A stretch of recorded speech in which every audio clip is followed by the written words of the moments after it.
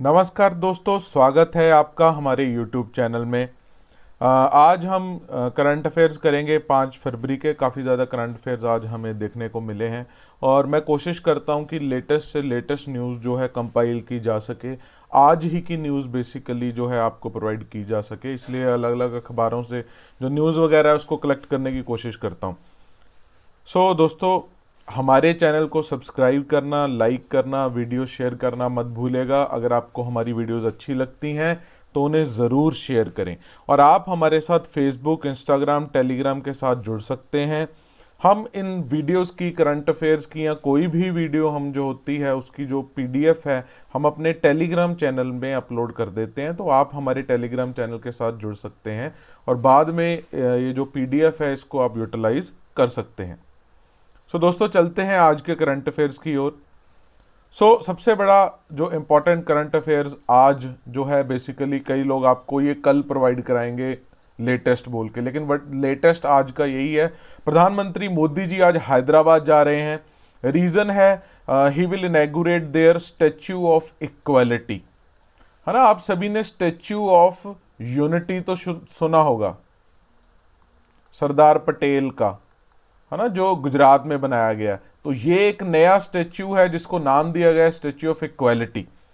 ठीक है, अब जान ले किसका स्टैच्यू है। पहली तो ये बात, तो ये वैष्णव सेंट हैं श्री रामानुजाचार्य, श्री रामानुजाचार्य, उनका स्टैच्यू है, उसको स्टैच्यू ऑफ इक्वालिटी कहा जाएगा। और ये बेसिकली इसको इनॉग्रेट किया जा रहा है ऑन हिज 1000 बर्थ एनिवर्सरी और सेलिब्रेट कर रहे हैं उनकी एफर्ट्स टू रिफॉर्म हिंदुइज्म। इन सेंट का जन्म हुआ था 1017 सीई में। तो इनकी जो 1000 बर्थ एनिवर्सरी है उसको सेलिब्रेट करने के लिए ये जो आपको पिक्चर में दिख रहा होगा, ये स्टेच्यू अनवील करेंगे आज मोदी जी। और ये स्टेच्यू की खासियत बता दें, इट इज मेड ऑफ पंच लोहा।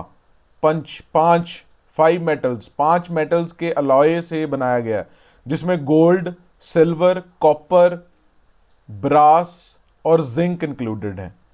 और ये होगा, एक और इंपॉर्टेंट खासियत बात, it will be one of the tallest metallic statues in sitting position in the world.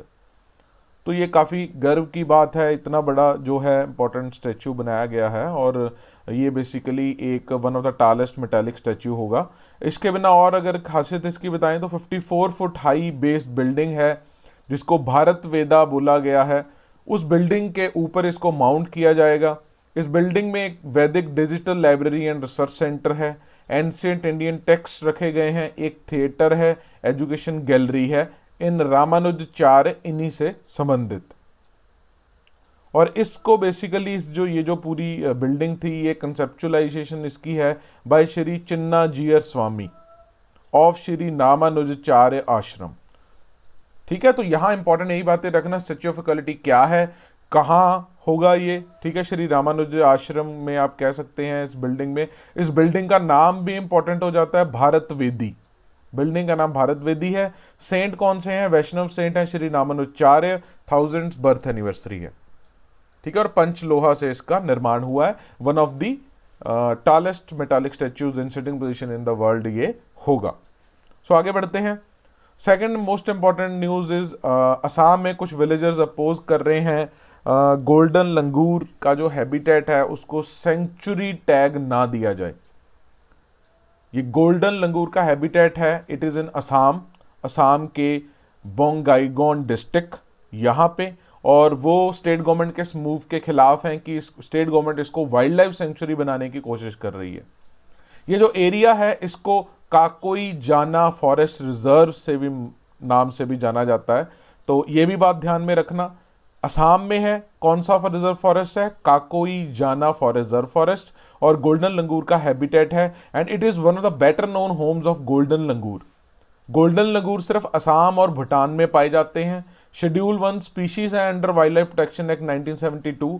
और दीज गोल्डन लंगूर्स, ये जो पिक्चर में आपको दिख रहे हैं, these are one of the world 25 most endangered primates. ठीक है, और अच्छा, लोग अपोज क्यों कर रहे हैं गांव वाले, उसका रीजन भी जान लेते हैं। लोगों का कहना है कि वो इस फॉरेस्ट को प्रोटेक्ट और कंजर्व कर रहे हैं कम से कम 25 सालों से उन्होंने इसको प्रिजर्व करके रखा है, कंजर्व करके रखा है, प्रोटेक्ट करके रखा है। विलेजर्स की बेसिकली ये डिमांड है कि वाइल्ड लाइफ सेंचुरी का आइडिया इसको छोड़ के आप इस फॉरेस्ट को कन्वर्ट कर दो कम्युनिटी रिजर्व फॉरेस्ट में।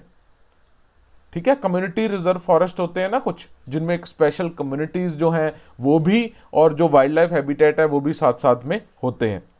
सो उन्होंने कहा है बेसिकली इसको कम्युनिटी फॉरेस्ट रिजर्व में कन्वर्ट कर दो अंडर फॉरेस्ट राइट्स एक्ट 2006, ताकि जो है कम्युनिटी को मैनेज करे। एक तो इसकी सस्टेनेबल कंजर्वेशन होगी इस एरिया की, और जो कम्युनिटी है उसके भी जो अपने रिसोर्सेज हैं उसको इस फॉरेस्ट से मिलते रहेंगे। ठीक है, आगे बढ़ते हैं। सो पाकिस्तान, आपको पता ही है इमरान खान जी पाकिस्तान गए हुए हैं आजकल, और वहाँ पर बीजिंग में प्रेसिडेंट के साथ मीटिंग में जो सेकंड फेज ऑफ सीपैक है, चाइना पाकिस्तान इकोनॉमिक कॉरिडोर, उसकी जो डील है उसको साइन किया है। $60 बिलियन की ये डील है। और प्राइम मिनिस्टर इमरान खान ने काफ़ी कंट्रोवर्शियल प्रोजेक्ट पर प्रेज भी जाहिर की कि ये बड़े इंपॉर्टेंट है चाइना जो भी कर रहा है, और इसकी स्ट्रेटेजिक सिग्निफिकेंस है ना सिर्फ चाइना को बल्कि पाकिस्तान को भी, और इससे जो लोगों को है वो काफ़ी ज़्यादा बेनिफिट मिलेगा। ठीक है, सीपैक आपको पता है China Pakistan economic corridor, India ने इसका पार्ट बनने से मना कर दिया था।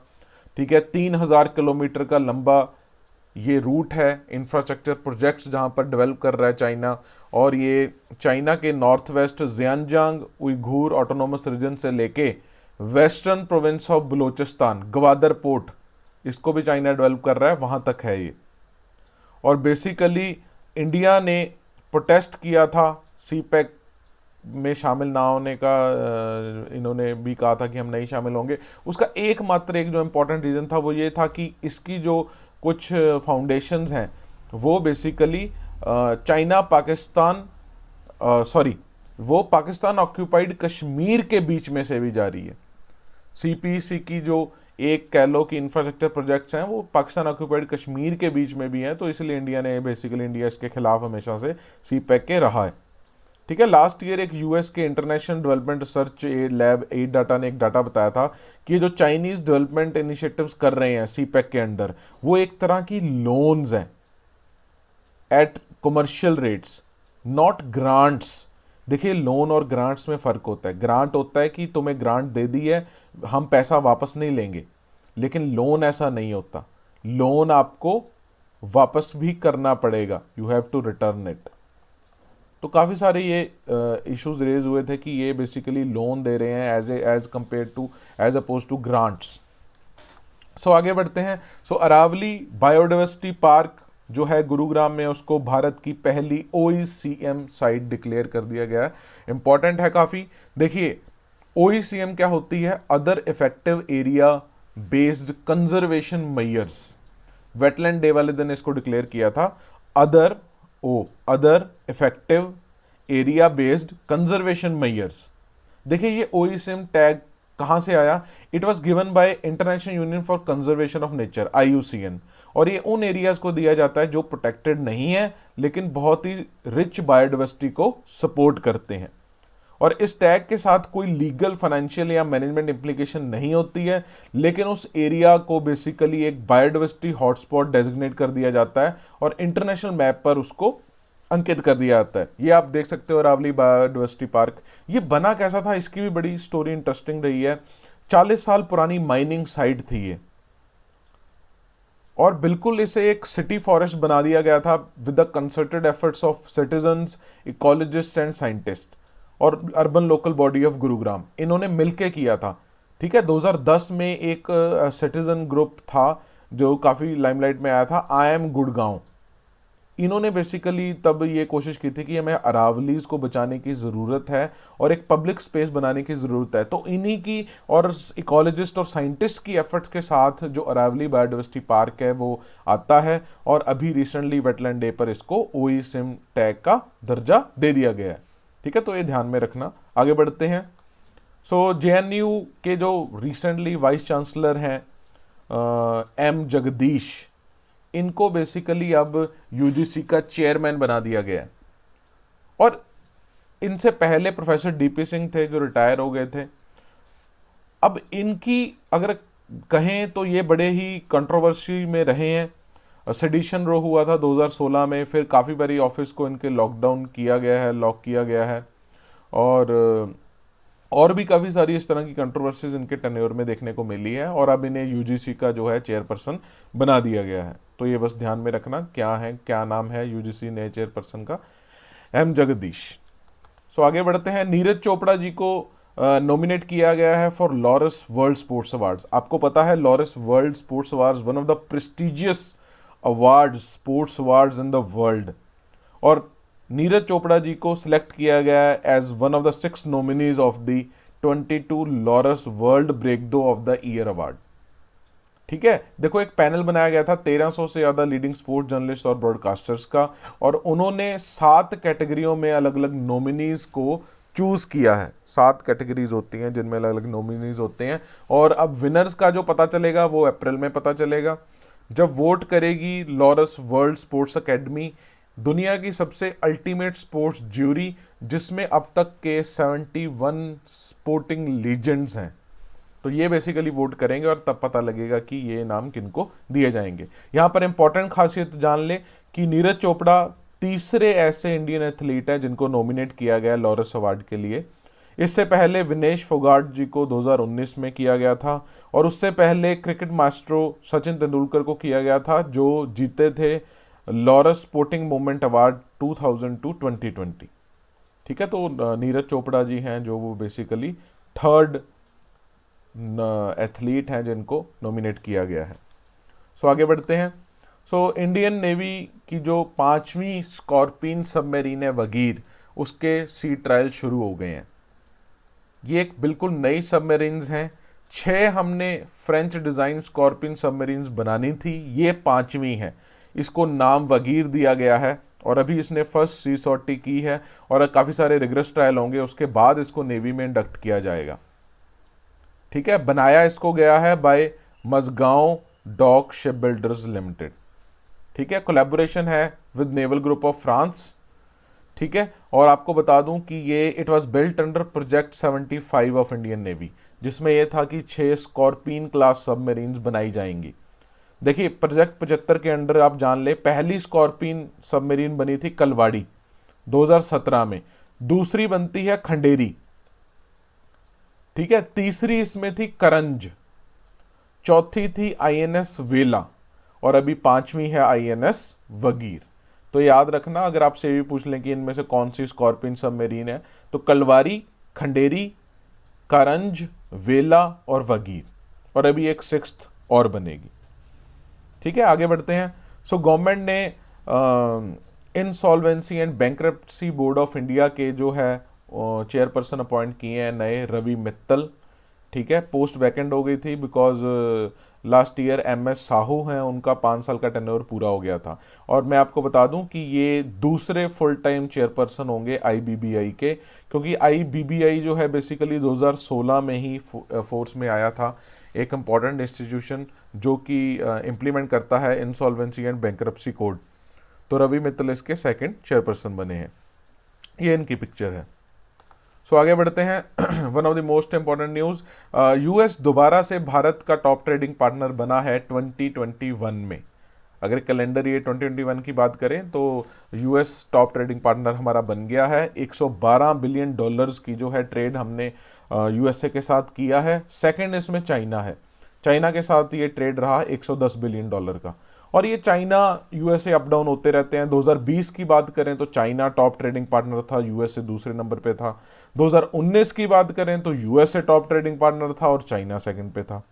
अगर टॉप 10 ट्रेडिंग पार्टनर्स की बात करें तो इनमें यूएसए है, चाइना है, यूएई है, सऊदी अरेबिया है, स्विट्जरलैंड है, Hong Kong, Singapore, Iraq, Indonesia and south Korea. तो ये टॉप ट्रेडिंग पार्टनर याद रखना, कई बार एग्जाम में पूछ लेते हैं। सो आगे बढ़ते हैं। एक नई बुक न्यूज़ में है, India that is Bharat, coloniality, civilisation and constitution. इसके ऑथर जो हैं ध्यान में रखना, जे साई दीपक ऑथर है, और पब्लिश किया जा रहा है इसको बाय ब्लूम्सबरी इंडिया। ये 3 पार्ट्स में बेसिकली ट्रायोलॉजी बनाई गई है। पहला पार्ट रिलीज हुआ था 15 अगस्त 2021 को, दूसरा लॉन्च होगा सॉरी जून 2022 में, और तीसरा जून 2023 में लॉन्च किया जाएगा। ठीक है, ये बताती क्या है बेसिकली, इसमें है क्या, थोड़ा सा ये भी जान लें। It explores the influence of European colonial consciousness, in particular its religious and racial roots on Bharat पर, इंडस सिविलाइजेशन पर, हमारी सिविलाइजेशन पर, और हमारे ओरिजिन ऑफ इंडियन कॉन्स्टिट्यूशन पर इन्फ्लुएंस क्या रहा यूरोपियन कॉलोनियल कॉन्शियसनेस का, और इसके रिलीजियस रेशियल रूट्स कहाँ कहाँ तक फैले थे, तो इसके बारे ये बुक है बेसिकली। ठीक है, तो याद रखना है बुक का नाम, और इसके जो ऑथर हैं JSI दीपक, और पब्लिशर हैं Bloomsbury India. So this one again is very very most important news. Dubai जो है दुनिया का पहला hydrogen powered flying boat the jet launch करेगा। ठीक है, दुबई की एक फर्म है जिसका नाम है द जेट जीरो एमिशन। अब जीरो एमिशन जैसा कि नाम ही क्लियर है, ओब्वियसली ये क्लीन एनर्जी होगी, तो दुनिया की पहली हाइड्रोजन पावर्ड फ्लाइंग बोट जो है लॉन्च करेगी द जेट इन दुबई। ठीक है, दुबई में लॉन्च होगा, और काफ़ी कटिंग एज टेक्नोलॉजीज को यूज़ किया जाएगा। ये पानी के ऊपर होवर करेगी with cruising speeds of 40 knots, और 8 से 12 पैसेंजर इसमें बैठ सकेंगे। और सबसे इंपॉर्टेंट बात, दुनिया की पहली क्लीन एनर्जी होगी। हाइड्रोजन देखो, हाइड्रोजन को एज ए क्लीन एनर्जी माना जाता है। ठीक है, तो ये बेसिकली दुबई बनाएगा। 2 फ्यूल सेल्स जो हैं इसको पावर करेंगे, और काफ़ी इन्वायरमेंट फ्रेंडली टेक्नोलॉजीज़ को यूज़ किया जाएगा ताकि कार्बन एमिशन इसके कम से कम हो, और ऑटोमेटिक सॉफ्टवेयर इसके पूरे फ्लाइट को कंट्रोल करने के लिए यूज़ किया जाएगा। और लॉन्च कब होगी? इनेगुलर फ्लाइट जो है इसकी कहा जा रहा है COP28, जो कि दुबई UAE में होने वाला है 2023 में, तब इसकी इनेगुरल फ्लाइट जो है बेसिकली इसको लॉन्च किया जाएगा। ठीक है, तो ध्यान में रखना, दुनिया की पहली हाइड्रोजन पावर्ड बोट, कौन सी कंपनी इन्वॉल्व है? द जेट जीरो एमिशन, और कहाँ? दुबई में। कहाँ लॉन्च किया जाएगा? इनेगुरल फ्लाइंग कब होगी? COP28 में, जो दुबई में 2023 में होने वाली है। कमिंग टू नेक्स्ट, NIELIT, ये क्या है? National institute of electronics and information technology, एक ऑटोनोमस बॉडी है under ministry of electronics and information technology, government of India. और इसके जो नए डायरेक्टर्स हैं, डायरेक्टर जनरल हैं, उन्होंने ज्वाइन किया है डॉक्टर मदन मोहन त्रिपाठी। ठीक है, तो कई बार ये पूछ लेते हैं ये इसके नए डायरेक्टर कौन बने हैं, या ये किससे रिलेटेड है। ठीक है, तो ये ध्यान में रखना, ये जो है ये पिक्चर में है, ये है बेसिकली डॉक्टर मदन मोहन त्रिपाठी। ठीक है, second, there is one cricketer in news, young cricketer, that is Yash Dhull. ठीक है, और ये बेसिकली न्यूज़ में है। न्यूज़ में आने का रीज़न है कि रिसेंटली अभी इन्होंने भारत को सेमीफाइनल में जीत दिलाई थी in the under 19 world cup. ठीक है, एक सेंचुरी मारी थी इन्होंने 200, और इंडिया ने टोटल 290 रन बनाए थे 50 ओवर में। और इम्पॉर्टेंट इसलिए होता है because he scripted history, because he became only the 3rd Indian skipper. वो सिर्फ तीसरे ऐसे इंडियन स्किपर बने हैं आफ्टर विराट कोहली एंड उन्मुक्त चंद, जिन्होंने अंडर 19 वर्ल्ड कप में एक सेंचुरी मारी है। ठीक है, तीसरे इंडियन स्किपर वो बने हैं, तो ये ध्यान में रखना। आगे बढ़ते हैं, DRDL, ये क्या है? Defence research and development laboratory, Indian missile development laboratory है, और ये पार्ट है DRDO का। और इसके जो नए डायरेक्टर हैं वो बने हैं, उनका नाम है GA श्रीनिवासा मूर्ति। ठीक है, आगे बढ़ते हैं, ICC spirit of the cricket award 2021, ये दिया गया है बेसिकली न्यूजीलैंड के डेरी मिचेल को। ठीक है, ये उनको दिया गया है for his gesture of refusing to take a single in high pressure 2021 ICC T20 world cup finals against England. ठीक है, ये उनको इसके लिए बेसिकली दिया गया है। और ये जो ICC spirit of the cricket award है, हर साल ICC के द्वारा दिया जाता है to recognise the player most notable upholding the spirit of the game. ठीक है, ये हैं बेसिकली डेरी मिचेल, और ये बेसिकली GA श्रीनिवासा मूर्ति थे जो DRDL के नए डायरेक्टर बने हैं। सो आगे बढ़ते हैं, आरिफ लोहान भारत के ओनली एक लोन एथलीट जो पार्टिसिपेट कर रहे हैं विंटर ओलंपिक्स में। इन्होंने अटेंड किया था ओपनिंग सेरेमनी, और ये अकेले इंडियन कॉम्पिटिटर हैं विंटर ओलंपिक गेम्स में, और इन्होंने क्वालिफाई किया है slalom and giant slalom events. ये एल्पाइन जो है उस गेम से रिलेटेड हैं, और भारत ने सिर्फ 6 मेंबर का कॉन्टिजेंट भेजा है, जिसमें एक कोच, टेक्नीशियन और एक टीम मैनेजर शामिल है। ठीक है, नेक्स्ट, ये बेसिकली ये है पिक्चर में जो है, ये है Arif Khan. So next, Exim bank ने लाइन ऑफ क्रेडिट दिया है $500 मिलियन का श्रीलंका को टू बाइंग पेट्रो प्रोडक्ट्स। अभी तक एक्सिम बैंक जो है वो 10 लाइंस ऑफ क्रेडिट दे चुका है श्रीलंका गवर्नमेंट को on the behalf of Indian government, और ये तकरीबन अभी तक $2.8 बिलियन हो चुका है। और इस एग्रीमेंट के साइन होते अभी तक एक्सिम जो बैंक है वो पूरी दुनिया में 276 लाइन ऑफ क्रेडिट दे चुका है 61 कंट्रीज़ को, जो अफ्रीका, एशिया, लैटिन अमेरिका और कॉमनवेल्थ ऑफ इंडिपेंडेंट स्टेट्स में आते हैं। और हम तकरीबन 27.84 बिलियन जो है दे चुके हैं for financing exports from India. ठीक है, तो एक्सिम बैंक बेसिकली अगर इसके बारे में थोड़ा सा जान लें तो ये बेसिकली भारत निर्यात आयात बैंक भी कहा जाता है, एक्सपोर्ट इंपोर्ट बैंक उसी से बना है नाम ये। तो 1982 में इसका निर्माण किया गया था by an act of parliament. Purpose ये था for financing, facilitating and promoting Indian foreign trade. ठीक है, और ये प्रिंसिपल फाइनेंशियल इंस्टीट्यूशन है भारत का जो कोऑर्डिनेट करता है दुनिया के अलग इंस्टीट्यूशन के साथ ताकि एक्सपोर्ट्स और इंपोर्ट्स को फाइनेंस किया जा सके। ठीक है, तो ये न्यूज़ ध्यान में रखना। So these are the basically news आज की करंट अफेयर्स। और अभी थोड़े से रिवीजन एमसीक्यूज कर लेते हैं। सो पहला सवाल, statue of equality is related to which saint? मैंने अभी आपको स्टार्टिंग में बताया था, तो कौन सी सेंट के साथ रिलेटेड है ये? श्री रामानुजाचार्य। देन काकोई जाना फॉरेस्ट रिजर्व, ये कौन सी स्टेट में लोकेटेड है? ठीक है, Assam, Meghalaya, Manipur, Nagaland. So the right answer is Assam. Coming to next, which is the first OECM site in India? है ना, मैं अभी आपको बताया ओईसीएम साइट इंडिया की पहली कौन सी है। So it is Aravalli biodiversity park. देखिए कई बारी बड़े ना क्लोजली लिंक्ड ऑप्शंस होते हैं, great Himalayan national park, Kaziranga national park. अब आपके मन में तो रहता है यार कोई पार्क है लेकिन वो कौन सा है, तो कई बार हमें पूरा अच्छे से इसको ध्यान देने की ज़रूरत है। ठीक है, कौन से इंडियन को नॉमिनेट किया गया for Laureus sports awards 2022? So it is right answer is Neeraj Chopra.